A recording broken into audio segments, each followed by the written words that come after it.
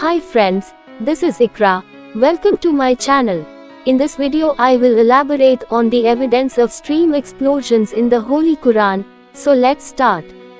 When molten lava meets sea water it creates steam explosions. Such an occurrence is also called a literal explosion. A dangerous steam explosion can also be created when liquid water encounters hot, molten metal. As the water explodes into steam, it splashes the burning hot liquid metal along with it, causing an extreme risk of severe burns to anyone located nearby and creating a fire hazard.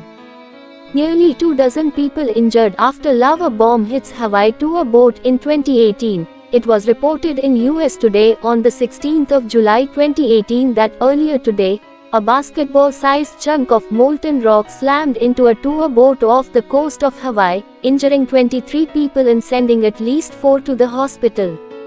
The incident happened near the Kilauea volcano, which has been erupting since early May. Where hot lava meets the seawater it makes steam explosions. This was known recently, however this was portrayed in the Quran 1400 years before it was discovered. Quran says in chapter 82 and verse 3 if the seas were exploded. If the seas were exploded, today we know what they are steam explosions. How could an illiterate man who lived 1400 years ago have known that seawater can explode? The Holy Quran surely is the word from Allah Almighty.